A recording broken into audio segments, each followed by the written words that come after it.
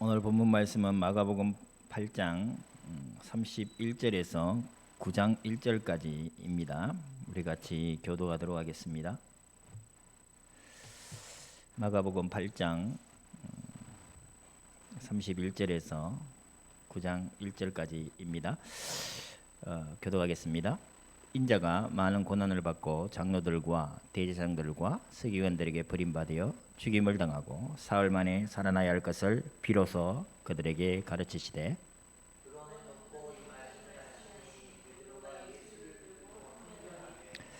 예수께서 돌이키사 제자들을 보시며 베드로를 꾸짖어 이르시되 사탄아 내 뒤로 물러가라. 네가 하나님의 일을 생각하지 아니하고 도리어 사람의 일을 생각하는도다 하시고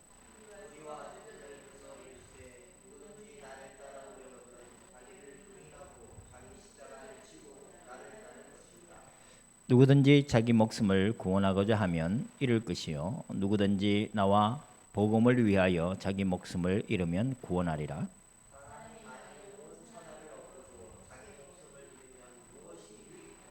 사람이 무엇을 주고 자기 목숨과 바꾸겠느냐?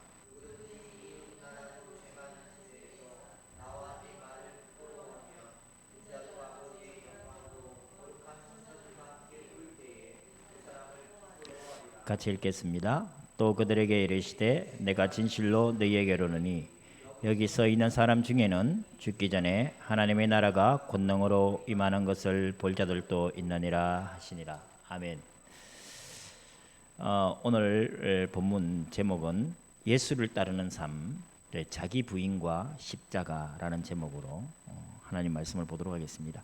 오늘 읽었던 이 본문은 지난주까지 우리가 3주에 걸쳐서 했던 너는 나를 누구라 하느냐 이 질문에 대한 베드로의 고백 주는 그리스도이십니다. 여기서 우리가 제사장 대신 그리스도, 선자 대신 그리스도, 그리고 왕 대신 그리스도를 우리가 살펴보았습니다. 그 고백 이후에 주님께서 하신 말씀인 것이죠. 그러니까 우리 다시 한번 생각을 해보십시다. 우리의 신앙은 마치 태양을 중심으로 하여 지구가 돌듯이 우리의 신앙은 그리스도를 중심으로 하여 우리의 삶이 사라져 나가야 되는 것입니다. 하나님은 홀로 거룩하시고 의로우시고 하나님은 홀로 완전하십니다. 우리 사람의 영광이 필요하지가 않아요. 사람의 찬양이 필요하지가 않습니다. 하나님은 그 자체로 완전하신 하나님이신 것입니다. 그런데 그 하나님께서 우리와의 관계 속에서 하신 일이 그리스도라고 했습니다. 하나님께서 우리를 어떻게 보고 계시느냐? 하나님의 자기의 독생자 예수를 그의 생명을 취하기까지 우리를 그렇게 사랑하시고 귀하게 여기신다. 어떤 부모가 자기 자식의 생명을 주고 바꾸어서 바꿀 만한 것이 무엇이 있겠습니까? 부모에게, 그죠? 만약에 자기 자식의 생명을 주고서라도 바꿔야 한다면 말도 안 되는 얘기지만 적어도 자식의 생명과 같거나 아니면 더 귀해야 되는 것 아닙니까? 우리 하나님의 입장에 있어서 우리는 바로 그러한 존재라는 것이죠. 그래서 하나님은 그리스도로 이 세상에 오셨습니다. 다시 한번 되짚어 봅시다. 이것이 먼저 우리가 확정되어져야 돼요. 이것이 확정되어져야만 지구와 태양 둘레를 돌듯이 우리가 신앙생활을 올바르게 할 수가 있는 것입니다. 철학적으로 하나님이 누구냐? 이것보다 더 중요한 게 하나님이 진짜 나를 위하여 무엇을 하셨느냐? 이것이 사실은 우리에게 가장 중요한 것입니다. 그러면서 하나님이 누구냐를 알아가는 것이죠. 다시 한번 되짚어 보겠습니다. 우리는 죄인 되었습니다. 그 죄악이 하나님과 우리의 사이를 갈라놓았다고 했습니다. 그 죄는 어마어마한 윤리적인 죄를 얘기하는 게 아니라고 했습니다. 굉장히 단순한 거였습니다. 하나님이 나의 하나님이요, 하나님이 나의 창조주요, 나는 그분의 피조물이다. 이 관계가 형성되어져야 돼요. 그 관계 속에서 우리는 피조물의 축복을 누리는 것입니다. 그런데 피조물 된 우리가 하나님을 하나님이라 인정하지 않는 거예요. 하나님보다 더 높아지려고 한 것이었습니다. 그 욕망을 사탄이 줬어요. 우리는 그것을 비판적으로 받지 아니하고 그것을 그대로 수용했습니다. 그래서 우리는 사탄의 말에 속아서 스스로 하나님 되려고 했던 것이에요. 그것이 하나님의 입장에서는, 왕 대신 하나님의 입장에 있어서는 반역하는 것이었습니다. 스스로 왕이 되려고 하는 것이었어요. 피조물인 주제에 하나님 되려고 했던 것입니다. 이것이 죄악이었어요. 그러니까 선하고 바르게 사는 것과 이건 별개의 문제지 않습니까? 예수 믿지 않는 사람들 중에도 법 없이 살만한 사람들 많이 있어요. 그렇지 않습니까? 열심히 불공 드리는 사람들 중에 우리 부모들이 다 그랬잖아요. 저희 어머니도 예수 믿기 전에는 그렇게 열심히 세상 법칙을 따라 살았습니다. 남에게 해로운 말 하지 않고, 악한 말 하지 않고, 욕 하나 하지 않고, 내가 손해 볼지언정 남의 것을 탐하지 않고 그렇게 살았어요. 우리 부모님들이 그렇고 우리 주위에도 그런 많은 사람들이 있어요. 그런데 성경을 그것을 의롭다 여기지 않는 겁니다. 도둑질해도 물론 죄악이죠. 그러나 하나님의 입장에서는 그 죄보다 더 큰 죄가 무엇이냐? 진짜 죄가 무엇이냐? 하나님을 하나님으로 인정하지 않는 거예요. 우리를 창조하신 분이 계신데 그분을 창조주라 얘기하지 않는 겁니다. 그 죄악이 하나님과 우리 사이를 갈랐고 그 죄 때문에 저주가 들어왔어요. 에덴의 영생 복락이 사라졌어요. 에덴에서 추방되어졌습니다. 그로 인하여 죽음이 왔고 이 문제를 해결하시기 위해서 주님은 이 세상에 오셨어요. 더 이상 짐승의 피가 아닌 자기의 피로 단번에 영원한 속죄를 이루셨다. 그래서 하나님과 우리의 죄의 관계를 그 틈을 메우시고 우리를 하나님과 화목해 하셨다 했어요. 그것이 제사장직 대신 그리스도라고 했습니다. 그럼 우리의 삶은 거기서 끝나느냐? 그렇지 않습니다. 우리는 세상이 거짓된 세상에 살고 있다 했습니다. 우리는 날마다 거짓을 학습합니다. 거짓을 진리처럼 받아들이게 교육받았어요. 지금 우리나라에서 돌아가는 이야기를 보면 알지 않습니까? 힘으로 거짓을 눌러버리잖아요. 거짓이 아닌 것이 진리인 양 지금 그렇게 전 국민 속에 교육시키고 있는 것 아닙니까?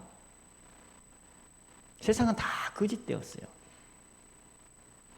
성경은 세상이 거짓되어졌다 해서 나와 별개의 세상을 얘기하는 게 아니라 만물 중에 심히 부패하고 거짓된 것이 바로 우리의 마음이다. 하나님은 그렇게 단정하고 계십니다.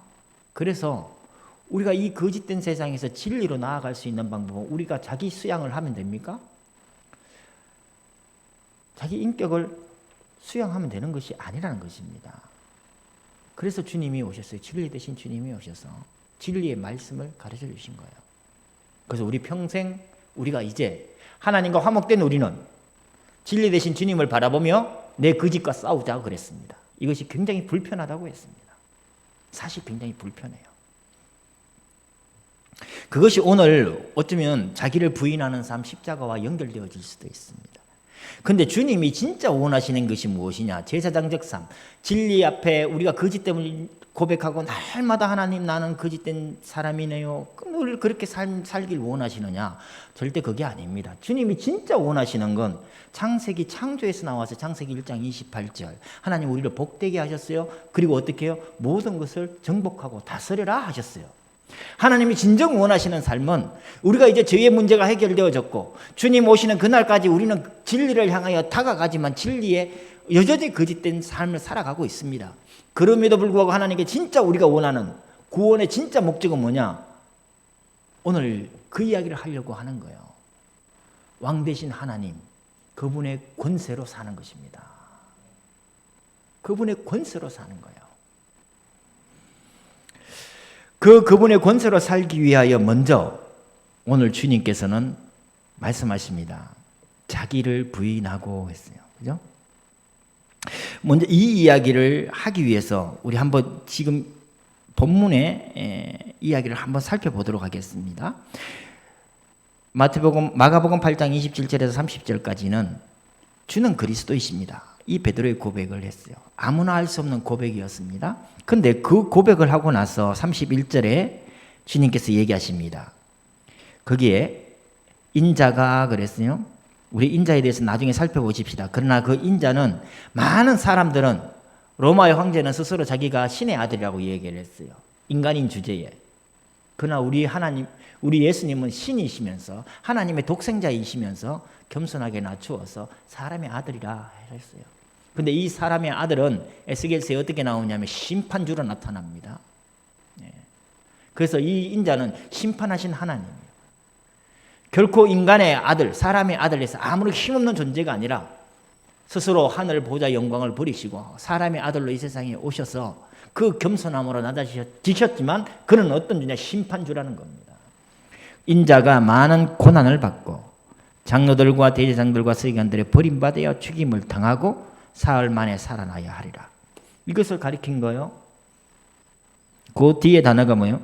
비로소 그들에게 가르치시니.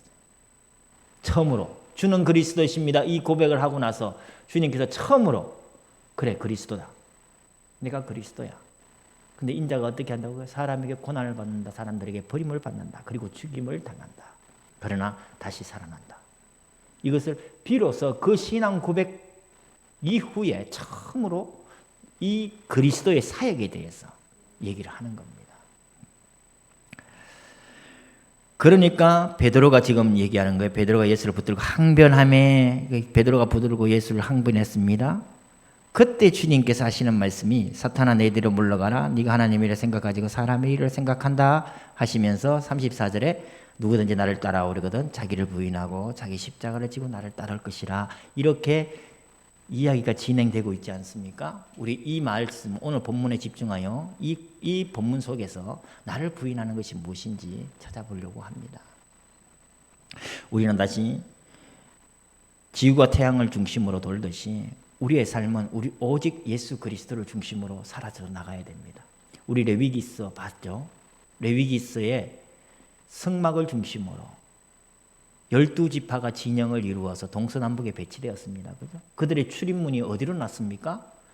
성막을 향하여 났습니다. 우리의 삶은 성막 대신 우리 주 예수 그리스도를 중심으로 살아가야 되는 것입니다. 자, 우리가 그렇게 고백을 했어요. 주는 그리스도이십니다. 아무나 고백할 수 없는 고백입니다. 근데 그 고백을 하고 나서 주님께서 우리 그 고백을 한 제자들의 삶은 어떠한 삶을 살아가야 되느냐, 이것이 중요한 것 아닙니까? 그 중요한 그 삶의 첫 번째가 자기를 부인하라 명령형이에요. 자기를 부인하고 이랬지만 두 가지 명령을 하셨습니다.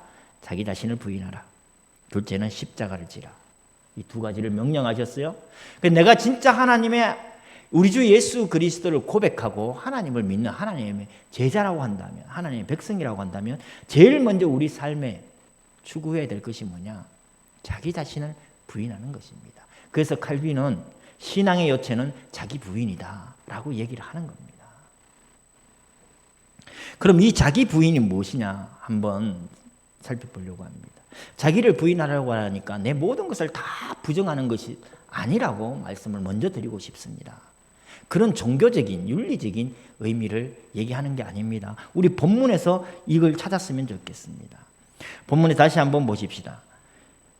예수님은 그리스도입니다 라고 고백을 했어요. 그 고백 이후에 주님이 비로소 처음으로 그래 그리스도야. 이 그리스도는 어떠한 사역을 하느냐 그 이야기를 했어요. 고난받는다, 버림받는다, 죽임을 당한다. 그러니까 베드로는 항변하였다 했습니다. 그 항변에 대하여 주님이 하신 명령이었어요. 자기를 부인하라.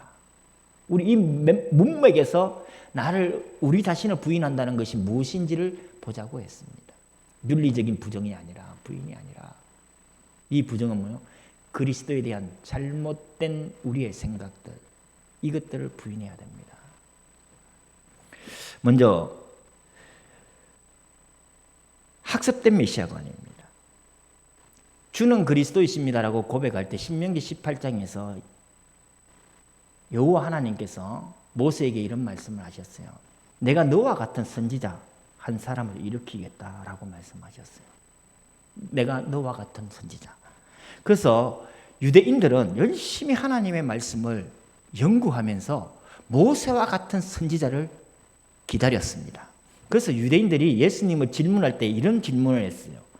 세례 요한에게도 이런 질문. 당신이 메시아냐? 당신이 그리스도냐? 라고 질문을 했어요. 예수님께서 똑같이 질문을 합니다. 당신이 메시아입니까? 질문을 합니다. 또 당신은 그 선지자입니까? 라고 얘기를 해요. 그 선지자. 그 선지자는 바로 신명기 18장에서 얘기했던 모세, 너와 같은 선지자 얘기합니다. 모세와 같은 선지자는 어떤 선지자? 모세가 어떤 사람이었는지 살펴보면 되는 것 아닙니까? 모세는 400년 동안 애굽의 종노릇하며 살던 자기 민족을 총칼로 해방시킨 사람이 아니었어요. 하나님의 권능으로 그 종된 삶의 종살이에서 건져낸 사람이었습니다. 그가 지팡이를 들어 홍해를 치니 홍해를 앞에 지팡이를 들어 기도하니 홍해가 갈라졌습니다. 그런 능력의 사람이었어요. 440년 동안 광야에서 그들이 먹고 살 수 있도록 광야에서 물을 내고 광야에서 만나를 줬던 사람이었어요. 바로 그러한 자, 자기 민족을 구원할 그런 모세와 같은 권능의 사람. 유대인들은 그 권능의 선지자를 기다렸습니다. 메시아를 그렇게 봤어요. 그리고 역대상 17장은 다윗 언약장이라고 합니다. 하나님께서 다윗을 통해 이런 말씀을 하십니다. 내가 너의 후손, 다윗의 후손을 통하여 내 집과 내 나라를 영원히 세우고 내가 그 왕위를 영원히 견고하게 하리라. 다윗의 나라를 부강하게 하고 그 다윗의 왕위를 영원히 견고하게 할 그 다윗의 후손. 다윗은 유대 나라 역사상 가장 성공한 왕이었고 다윗의 시기에 가장 번영한 부국 강병을 누렸던 시기였습니다. 유대인들은 그러한 사람을 기다렸어요. 그러한 메시아관을 가졌어요. 그러한 메시아관을 랍비들은 가르쳤어요. 모세와 같은 자, 다윗과 같은 자, 그러한 자들, 그러한 메시아가 와서 지금 상황이 어떠냐? 로마의 속국이 되었어요. 유대 민족도 아닌 에돔 족속이 헤롯이 유대 민족을 통치하는 시대가 되어졌습니다. 에돔 족속에게 통치를 받는 그런 비참한 상황이에요. 이런 유대 상황이 비참한 상황에 모세와 같은 자, 다윗과 같은 자가 일어나서 다시 유대를 회복할 것이다. 이런 메시아관을 갖고 있었어요.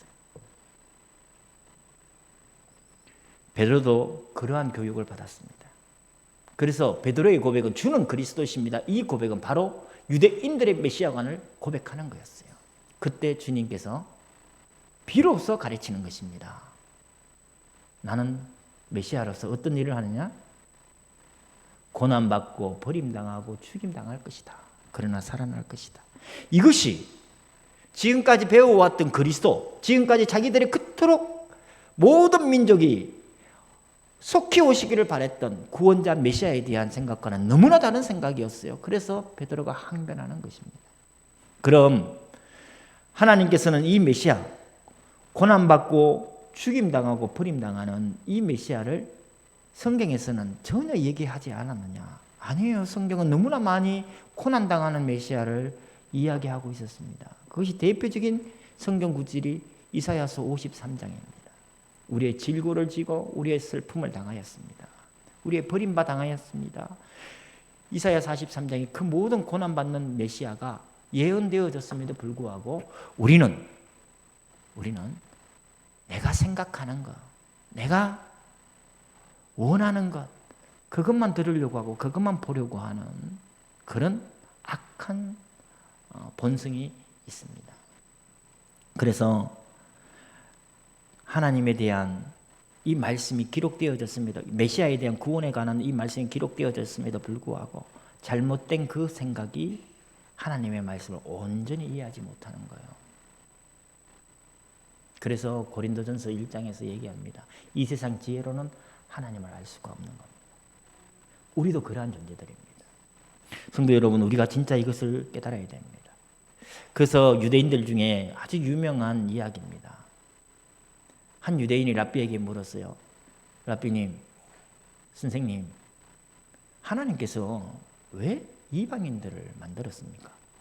유대 민족들만 만들어 놨으면 자기들이 침략당할 이유도 없고 포로될 이유도 없는 거 아닙니까? 하나님 왜 이방인들을 만들었습니까? 그때 랍비가 충격적인 얘기를 했어요. 유대인들이 대표적인 사상을 딱 얘기하는 거예요. 뭐냐? 이방인들을 만든 이유는 지옥의 땔감으로 쓰시려고 만들었다. 얼마나 배타적인 생각입니까? 지금도 이러한 생각이 우리 교회 내에도 존재하고 있다. 우리 교회도 존재하고 있다. 기독교회사에서 이러한 배타적인 생각을 우리가 너무나 많이 보고 있습니다. 그래서 베드로가 지금 이 자기가 배워왔고 내가 주는 그리스도이십니다라고 고백했던 거랑 예수님이 말씀하신 앞으로 되어질 그 사역하고는 너무나 다른 겁니다. 그래서 베드로가 지금 예수를 붙들고 항변하며 했어요. 우리 성경에서는 한글 성경에서는 이 항변이란 단어를 썼어요. 그런데 이 단어는 33절에 그 밑에 8장 33절에 예수께서 돌이키사 제자들을 보시며 베드로를 꾸짖어 이르시되 할 때 꾸짖어라는 단어와 똑같은 단어예요.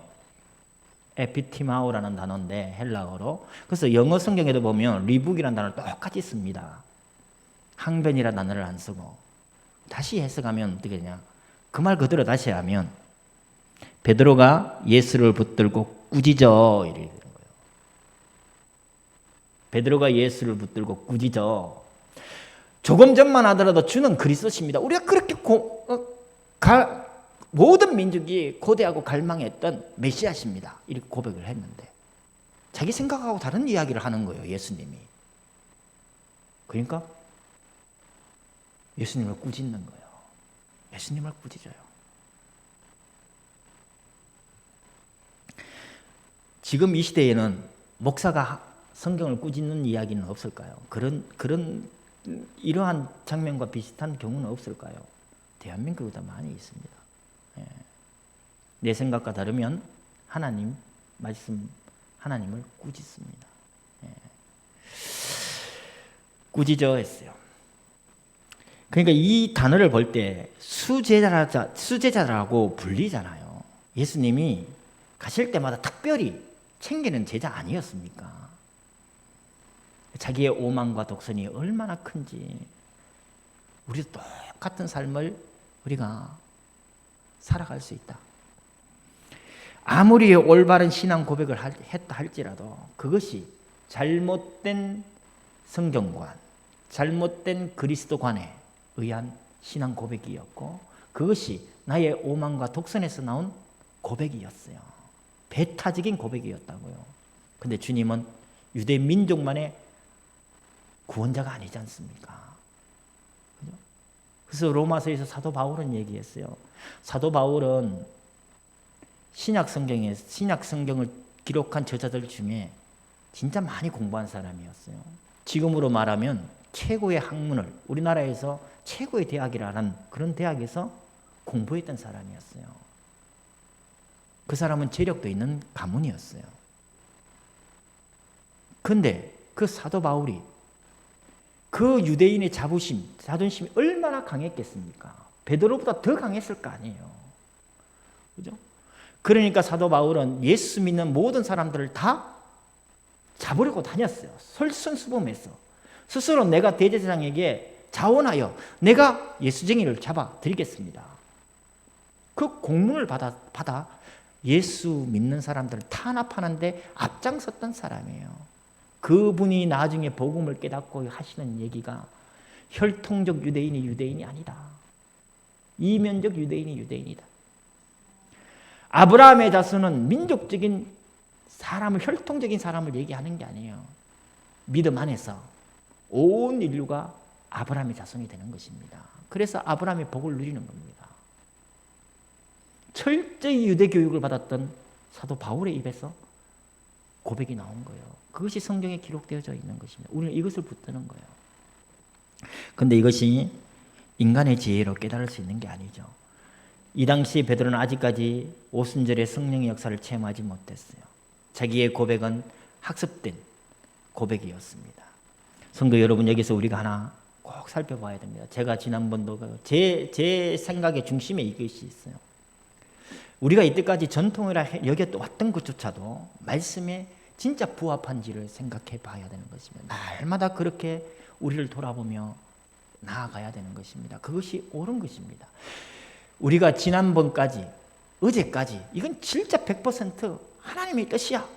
이건 진짜 확실해. 내가 아무리 기도하고 내가 아무리 성경을 묵상하고 연구하고 내 모든 것 다 내려놓고 봐도 이거 하나님의 뜻이야 라고 결단하고 살아왔던 일이 얼마나 많습니까? 그 모든 일들이 돌아와서 돌이켜서 보면 그게 다 그랬나요? 후회스럽고 아휴 바보처럼 내가 엉뚱한 생각을 했구나, 엉뚱한 결론을 내렸구나, 그렇게 후회스러운 경험들이 얼마나 많습니까?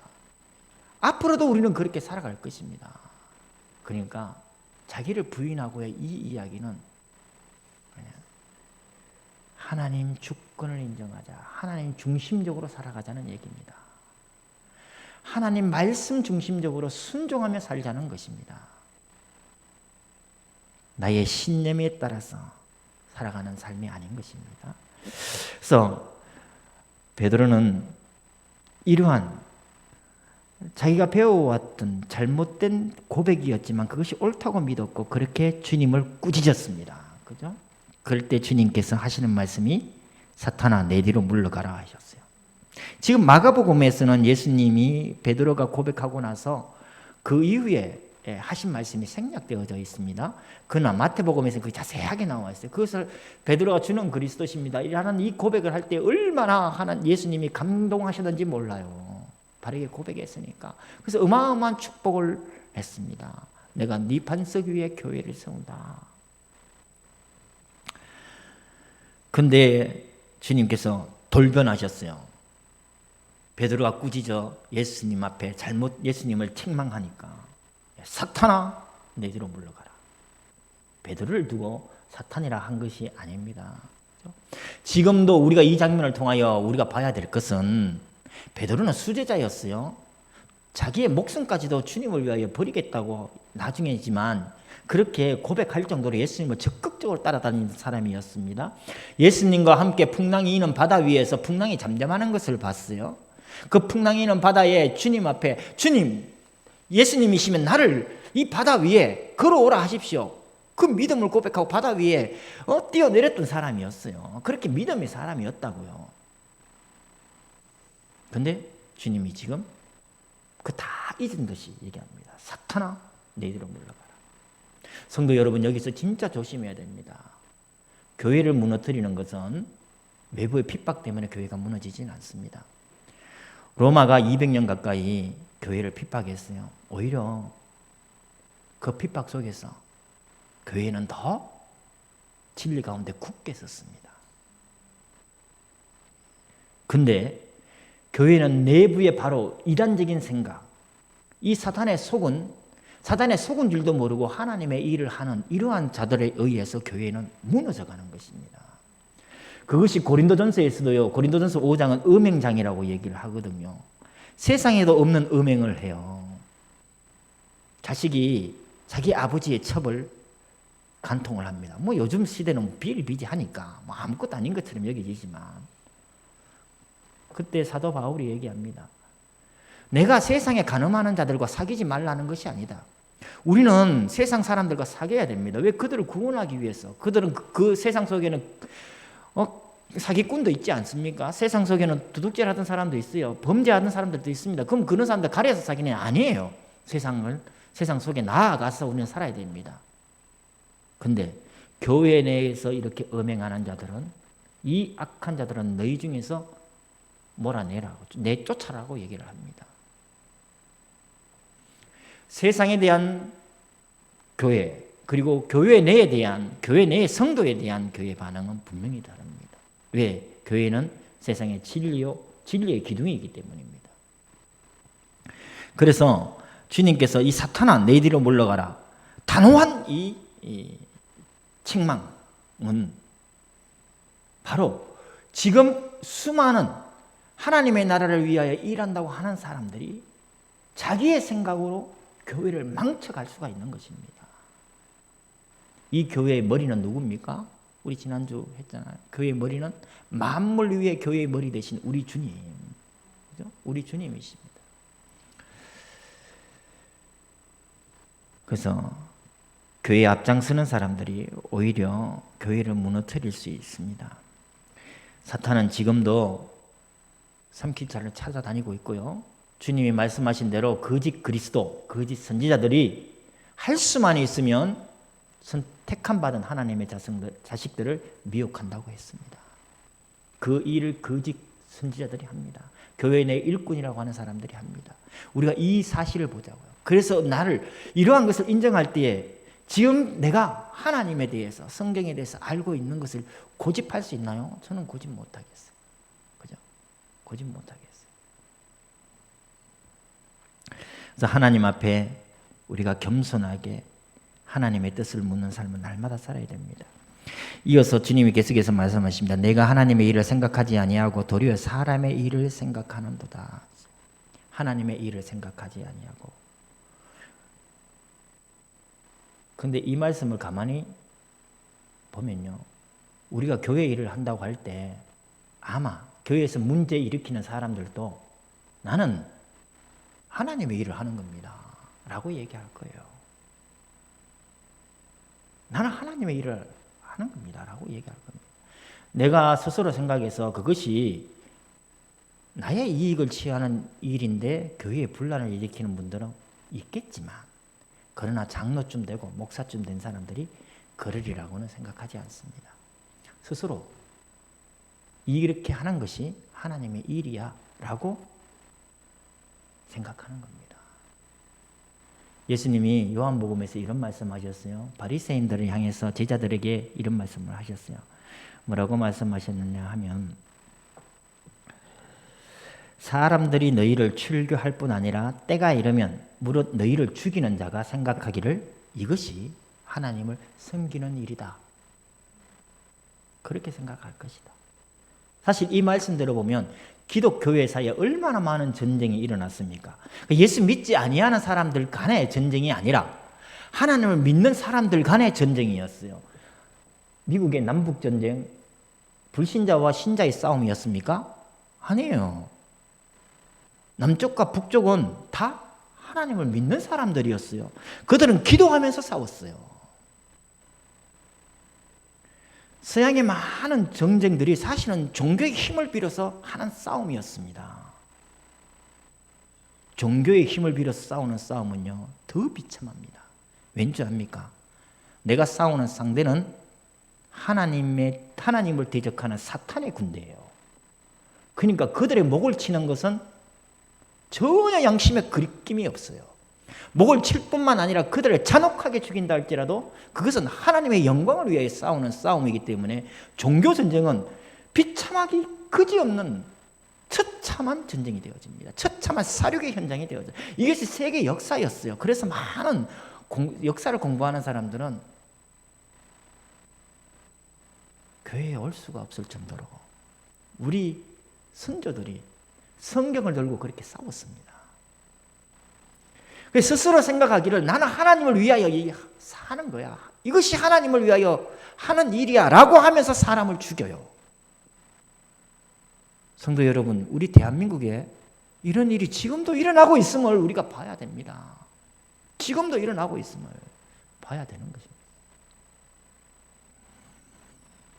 그러니까 우리가 얼마나 예수 중심적으로 산다는 것이 어렵고 그렇게 쉬운 일이 아니다는 것을 우리가 알았으면 좋겠고요. 그래서 저는 간절히 하나님 앞에 지혜를 구합니다.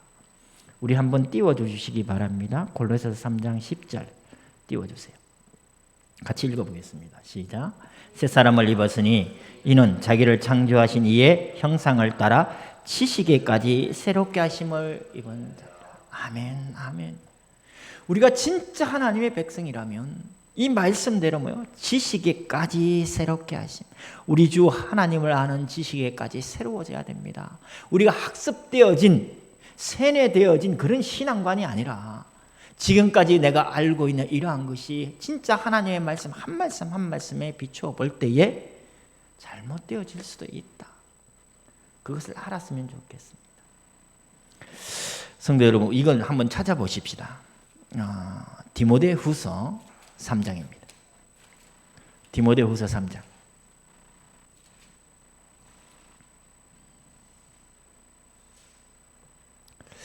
디모데후서 3장 1절 2절입니다. 우리 찾아서 읽어보겠습니다. 찾으셨죠? 같이 읽어보겠습니다. 너는 이것을 알라. 말세에 고통하는 때가 이르러 사람들이 자기를 사랑하며 돈을 사랑하며 자랑하며 교만하며 비방하며 부모를 거역하며 감사하지 아니하며 거룩하지 아니하며 계속해서 있습니다. 말세에 우리 영적인 상태, 우리 심령의 상태를 지금 표현하는 거예요. 3장 1절 말세라고 했고 고통의 때라 했습니다. 첫 번째 증상이 뭡니까? 사람들이 자기를 사랑하며. 아니, 자기를 사랑해야 하지 않습니까? 우리 사회교육을 합니다. 우리 집사람도 원예치료를 통해 사회교육을 해요. 자기를 사랑해야 됩니까? 사랑하지 말아야 됩니까? 이것이 진리냐 아니냐? 이게 틀리냐 말았냐? 우리는 생각할 필요 없어. 당연히 자기를 사랑해야 됩니다. 그렇게 갑니다. 맞죠? 당연히 자기를 사랑해야죠. 그런데 말세에 고통하는 때에 대표적인 현상이 뭐예요? 자기를 사랑한다고 했어요. 그리고 두 번째로 돈을 사랑한다고 했어요. 자랑하며 교만하며 비방한다고 했어요. 이 자기 사랑이 성경에서 얘기하는 자기 사랑이 아닌 거예요. 한 말씀 더 붙인, 한 단어를 더 붙인다면 자기만 사랑하는지 철저히 자기 중심적인 사랑으로 살아갑니다. 지금까지 우리는 많이 교육받았어요. 나를 사랑해야죠. 얼마나 많은 사람들이 자존감이 없어서 이 세상에 우울하게 살아가는 사람들 얼마나 많습니까? 그렇잖아요. 우리 자신을 사랑해야 되죠. 그런데 말세에 고통하는데 대표적인 현상이 자기를 사랑하는 것입니다. 우리 주님께서 자기만 사랑하셨다면 그리스도로 오실 수가 없습니다. 맞죠?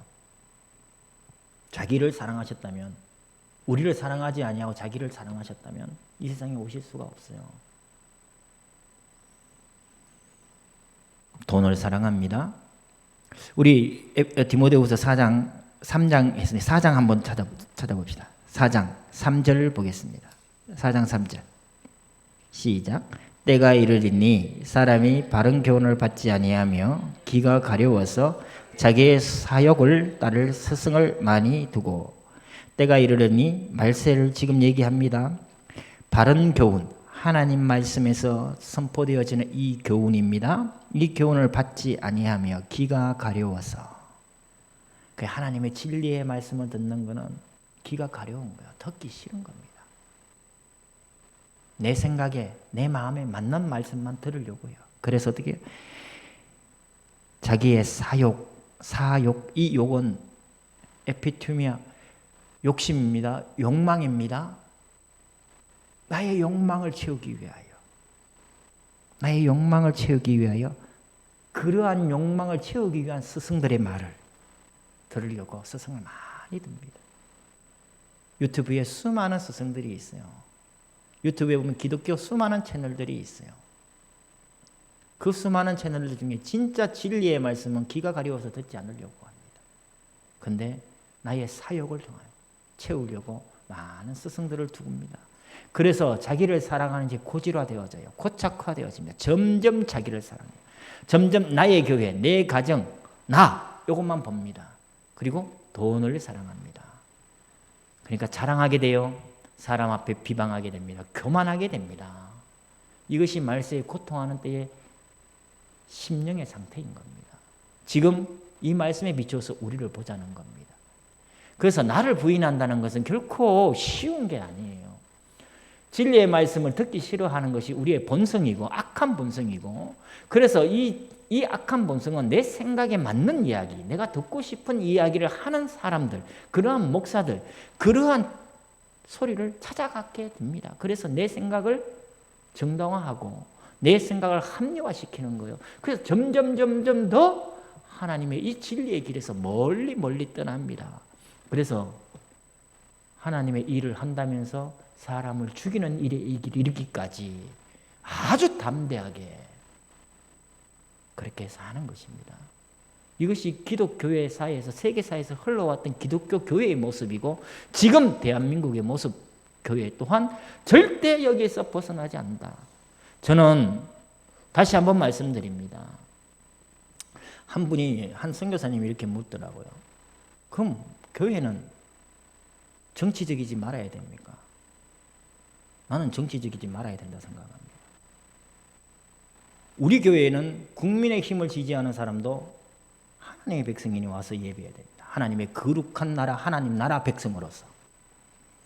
민주당을 열렬히 지지하는 사람도 이곳에 와서 하나님 나라 백성으로서 함께 하나님께 예배드려야 됩니다. 국민의힘이 절대 진리가 아니고 정의당이 절대 진리가 아니에요. 민주당이 절대 진리일 수 없습니다.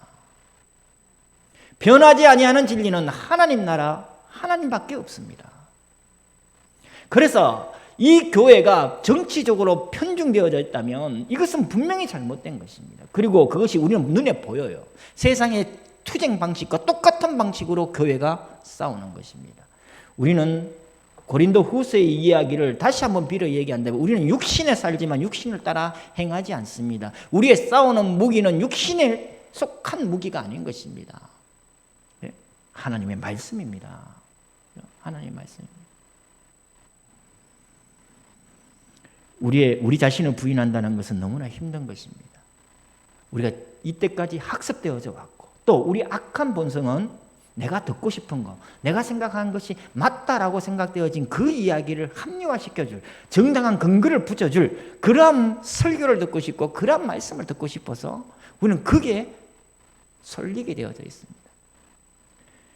대표적인 악한 일이 어떤 일이 벌어졌냐? 우리 홀로코스트 알잖아요. 나치가 유대인들 600만 명을 죽였어요. 근데 그 나치에 힘을 불어준 사람이 누군지 압니까? 목사들이었어요. 독일 기독교가 나치당의 그러한 생각들을 정당화시켜줬어요. 성경적으로 인정해줘 버렸어요. 그래서 수많은 기독교인들이, 독일 기독교인들이, 독일이 어떤 나라입니까? 종교개혁을 일으켰던 나라잖아요. 진리를 위하여 목숨을 버렸던 나라였습니다. 물론 그 당시에는 자유주의 신학이 독일을 점령했지만 어찌하였든 간에 하나님이 다시 한번 말씀으로 돌아가자 일으켰던 나라였고 그런 열정을 가졌던 나라였어요. 그 나라에서 히틀러를 인정해줬습니다. 목사들이. 그 결과가 너무나 처참하지 않아요? 너무나 처참했잖아요. 우리의 잘못된 이러한 행태, 우리가 쉽게 나를 돌아볼 수는 없습니다. 성도 여러분, 진짜 간절히 바랍니다. 제 설교를 제가 쭉 들으면서 너무 무겁다. 어떤 목사님들은 제가 신학에서 공부할 때 그런 얘기 했어요. 예화도 좀 들고 유무도 좀 섞고 비유를 얘기하시고 이러시더라고. 근데 너무 딱딱해서 죄송해요. 제가 유튜브 저를 보면서도 많이 딱딱하다 이런 생각을 했습니다만, 그러나 우리의 이 완악한 본성을 볼 때 우리 진짜 여기에서 나를 부인한다는 건 바로 이런 것입니다. 종교적인 어떤 나의 모든 자존심, 나의 모든 거 다 내려놓자 이런 것이 아니라 우리 주님에 대한 생각이 잘못되어졌으면 우리가 돌이켜보자. 내가 주님을 비록 그리스도입니다라고 고백했지만 혹시나 지금까지 살아왔던 내 삶의 방식이 내가 듣고자 하는 말씀에 의한 고백이었는지, 내 생각에 의한 고백이었는지, 그렇게 학습되어진 고백이었는지, 아니면 성경적인 고백이었는지 보자는 것입니다. 그래서 나를 부인하고 이 말은 하나님 말씀의 절대적인 순종, 저는 이것을 뽑습니다. 이것이 하나님의 주권입니다. 하나님의 주권을 인정하는 자, 나의 잘못을 시인할 수 있는 것 아닙니까? 예수님 잘못됐어요. 예수님을 꾸짖는 베드로가 아니라 내가 잘못 생각했네요. 내가 이때까지 생각했던 메시아 이것이 아니었군요. 그렇게 나를 부인할 수 있는 신앙적으로 오직 하나님의 주권을 인정하고 올바른 신앙 고백을 할 수 있는 분들이 그런 성도가 되었으면 좋겠습니다. 두 번째로 자기 십자가를 지라 했습니다. 이 십자가는 어떤 면에서 자기 십자가를 사명이라 얘기를 합니다. 틀린 말씀은 아닙니다. 근데 사명이라고 이렇게 이 고상하고 뭔가 하나님께 일하고 있는 듯한, 그래서 나를 뽐낼 수 있을 만한 이러한 단어. 근데 이러한 단어가 아닙니다. 십자가는 액면 그대로 이 본문에서 얘기하는 십자가는 뭡니까? 주님 말씀하신 그대로의 고난받는 거요, 버림당하는 거요, 죽임당하는 것입니다. 그래서 성경에서는 자꾸 이 본문에서는 죽음을 얘기하지 않습니까? 죽음을 얘기하지 않습니까? 이 십자가는 뭐냐면 나를 부인하는 것입니다. 십자가가 어떤 십자가입니까? 비아 돌로로사, 고난의 길을 걷는 것입니다. 주님께서 십자가를 지고 가실 때 그 십자가는 세상 사람들에게 조롱받는 것이었어요. 멸시받는 것이었습니다. 네가 다른 사람은 구원하야 하는데 너 자신은 구원하지 못하는구나. 네가 메시아면 거기 십자가에서 내려오라. 얼마나 많은 사람들이 예수님을 나무에 매달린, 십자가에 매달린 예수님을 조롱했습니까? 이 십자가는요, 그냥 사명, 고상한 그 단어가 아니에요. 십자가는 사람들에게서 멸시받는 거였어요. 멸시뿐만 아니라 십자가는 저주였습니다. 신명기 21장에 나무에 달린 자마다 저주다, 저주받은 자다. 토라에 기록되어져 있는 말씀이에요. 그래서 유대인들 이 말씀을 알고 있는 대제사장들과 바리새인들과 서기관들은 예수를 그렇게 십자가에 매달리려고 했던 것입니다. 왜? 메시아는 저주가 아니라 축복이었기 때문에. 나무에 매달렸다는 것은 하나님께 저주받았다는 것이고 곧 메시아가 아니라는 것이었기 때문에 이들은 예수님을 자기의 방식으로 돌로 쳐 죽이는 것이 아니라 로마의 방식대로 십자가에 매달려 죽여야만 했습니다. 합법적인 성경적인 확정이거든요. 십자가는 저주기 때문에. 주님은 우리를 대신하여 저주받는 것이었습니다. 십자가는 나를 대신하여 멸시받는 것이고 나를 대신하여 조롱받는 것이고 나를 대신하여 저주의 대상이 되신 것입니다. 그게 뭐예요? 그러니까 십자가는 하나님이 우리에 대한 사랑의 완성인 것이고 십자가는 하나님이 우리에 대한 사랑의 확정인 것입니다. 그래서 십자가를 지라는 말은 끊임없이 변함없이 영원토록 불변하신 하나님의 사랑, 그 사랑을 갖고 내가 내 상대를 나의 이웃을 대하는 것이고 내 가족을 대하는 것이고 내 현장을 대하는 것입니다. 그런데 우리는 얼마나 악에 받쳐서 삽니까? 대한민국 교회가 얼마나 악에 받쳐서 사회의 정의를 외치지 않습니까? 이것이 십자가가 아니에요. 예수님이 악에 받쳐서 정의를 구현하기 위하여 십자가에서 죽으신 게 아니잖아요. 우리를 사랑하시는, 우리 천하 만물을 통치하시고 다스리시는 그 어마어마한 능력을 가지신 하나님께서 로마 군병의 창이 무서워서, 십자가가 무서워서 거기서 못 내려왔겠습니까? 우리에 대한 사랑의 확정으로 주님은 죽기까지 하신 거예요. 십자가를 지라는 말씀은 바로 이가 말씀. 끝까지 주님이 우리를 사랑하신 그 사랑으로 내 이웃을 사랑하라. 이것이 십자가의 정신이에요. 그런데 어떻게 교회가 화염병을 들고 맞쇠몽둥이를 들고 세상에서 정의를 외치는 정치인들처럼 그렇게 투쟁한단 말이에요. 그건 십자가가 아닌 겁니다. 어떤 권사님들이 이렇게 얘기해요. 저 영감 내 십자가라고. 끝까지 말을 안 듣거든요. 얼마나 속을 새겼으면 내 십자가라 그래요. 그렇게 악에 바친 것이 십자가가 아니에요. 제가 웃기려고 한 것이 아니었는데 웃어서 있어서. 근데 이 십자가는 변함없는 사랑을 얘기하는 겁니다. 끝까지 사랑하는. 근데 그게 얼마나 힘든, 내 모든 거 다 내려놓는 거잖아요. 나를 치는 사람을, 나를 때리는 사람을, 나를 멸시하고 나를 조롱하는 사람을, 내가 사람들에게 멸시받는 말 들을 때 얼마나 마음 아파요. 상처받잖아요. 근데 끝까지 하나님의 그 사랑으로 그를 대하는 거예요. 그게 십자가예요. 난 그렇게 살고 싶어요. 지난 세월 저는 그렇게 못 살았어요. 근데 진짜 그렇게 살고 싶습니다. 주님이 그렇게 얘기하셨어요. 십자가를 자라. 그래서 난 이것이 이웃을 향한, 내 이웃을 향한 변함없는 주님의 그 사랑, 저는 그렇게 받아들입니다. 그리고 주님께서 말씀하십니다. 나와 복음을 위하여 그랬어요. 그죠? 누구든지 나를 따라오려거든 자기를 부인하고 자기 십자가를 지고 나를 따를 것이니라 했어요. 나와 복음을 위하여 했어요. 나와 복음을 위하여. 네. 우리 주 예수 그리스도의 사랑이요, 우리 하나님 말씀 이 복음에 대한 사랑인 거예요. 성도 여러분, 끝까지 이 주님의 사랑을 가지고 십자가를 지시기 바랍니다. 그래서 자기 목숨을 잃으면, 누구든지 자기 목숨을 구원하고자 하면 잃을 것이요, 누구든지 나와 복음을 위하여 자기 목숨을 잃으면 구원하리라 하셨어요. 자기 목숨을 잃으면 구원하리라 이 말씀을 보면 이 세상의 짧은 인생을 이야기하는 게 아니지 않습니까? 생명에 대한 사랑입니다. 영원한 생명에 대한 사랑. 우리가 하나님의 생명을 사랑하고 있습니다. 사모하고 있습니다. 그러기에 내가 이 세상에서 이 생이 찰나의 시간이기에 우리는 이 생에 대해서 결단할 수 있는 것입니다. 제가 너무 많이 이 시간을 할애를 잘못했어요. 그래서 바로 넘어가겠습니다. 근데 제가 이 말씀을 드리고 싶어요. 나를 부인하고 내 십자가를 지는 것. 다시 한번, 나를 부인한다는 것은 하나님의 주권을 인정하고 하나님의 말씀에 절대적으로 순종하는 것입니다. 내가 듣고자 하는 건, 내가 원하는 말씀만 편식하는 것이 아닙니다. 하나님의 모든 말씀, 내 귀에 가려워서 듣기 싫은 말씀조차도 우리는 그 말씀에 순종하는 자세, 그것이 하나님의 주권을 인정하는 것이고 나를 부인하는 것입니다. 저는 이렇게 말씀드리고 싶고요.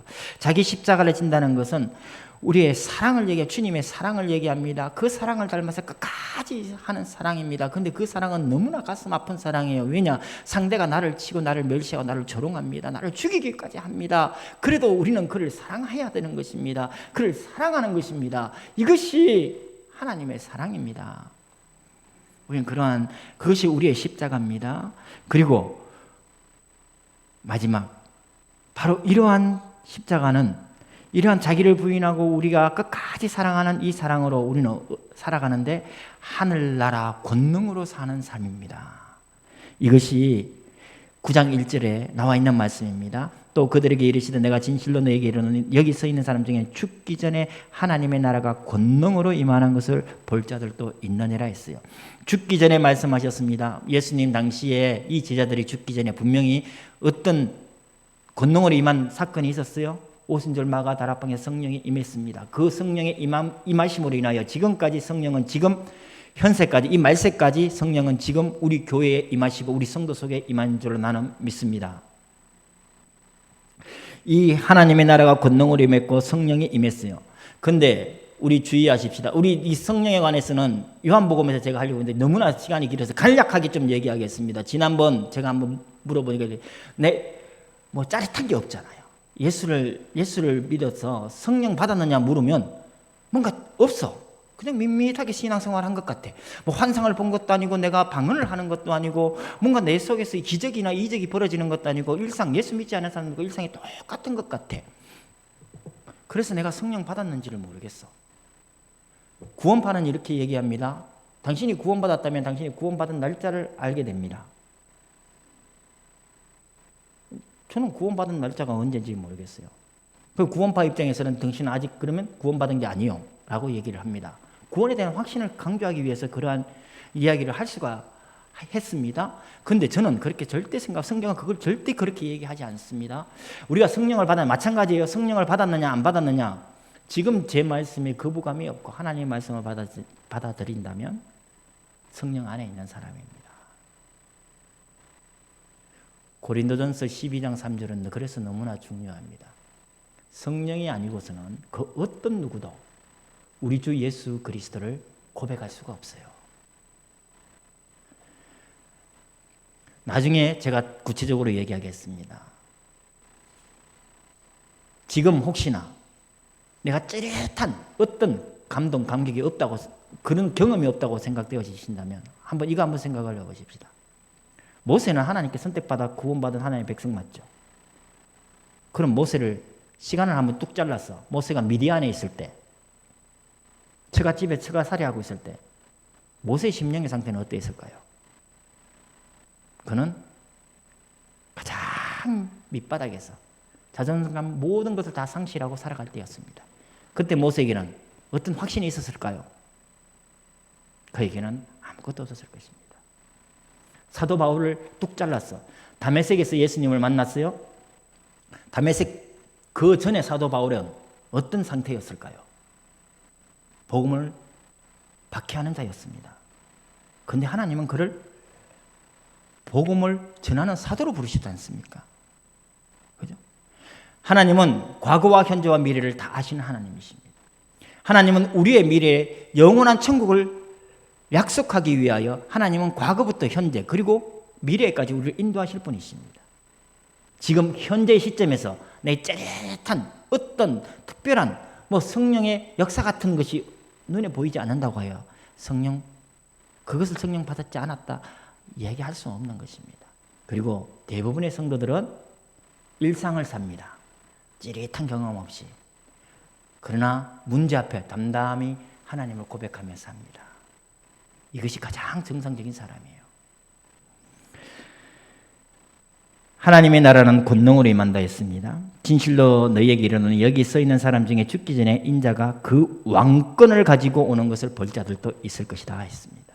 마태복음에서 나와 있는 말씀이에요. 그 왕권을 가지고. 그래서 주님께서는 지금 이 세상에서 하나님의 나라를 왕으로 통치하고 계십니다. 눈에 보이지 아니하시지만 하나님은 우리는 누굽니까? 하나님 나라 백성이요 하나님은 우리의 왕 되십니다. 맞습니까? 그리고 그 왕권으로 우리를 다스리십니다. 하늘과 땅의 권세를 갖고 지금 하나님 대신 우리 주님께서 우리를 세상 가운데 보내셨어요. 그래서 우리는 하늘나라 대사로서 또 하나님 나라의 왕자와 하나님 나라의 공주로서 이 세상을 살아가는 것입니다.